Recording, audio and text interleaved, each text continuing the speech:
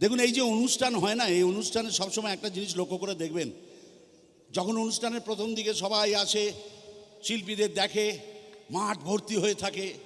তারপর আস্তে আস্তে রাত যখন বাড়ে, বাড়ির যারা সিনিয়র থাকেন, মা মাসি যারা থাকেন, তারা আস্তে আস্তে বলেন, না গো চলো, হ্যাঁ সংসারে কাজকর্ম আছে, কালকে ছেলে মেয়েদের সব স্কুল কলেজ আছে, কর্তাদের সব অফিস গায়ে যাবে, এই হাই তুলে আস্তে আস্তে আস্তে মানে পাতলা হতে থাকে। এমনি করে যেতে যেতে যেতে যেতে মানে সবাই চলে যায়, কিন্তু শেষ পর্যন্ত কিছু মানুষ কিন্তু থাকেই। তারা কারা জানেন তো? Okay fine, very good, that's all, don't mind, I am sorry দাদা, you continue for the whole night, I am here for you, no problem. এমনিতে মানুষগুলো মন থেকে খুব ভালো হয়। সমস্যা একটাই, কখন কি চাইবে, কখন কি দেবে কেউ জানে না। বাড়ি ফিরছে দেখুন, আরে গরি তবুও তোমার আশা কেন, এই যেতে যেতে হঠাৎ রাস্তার মধ্যে দেখছে একটা উঁচু মতো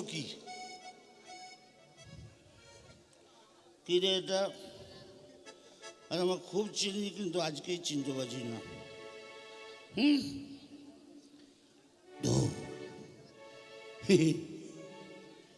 এটা ওপরটা শক্ত, ভেতরটা নরম।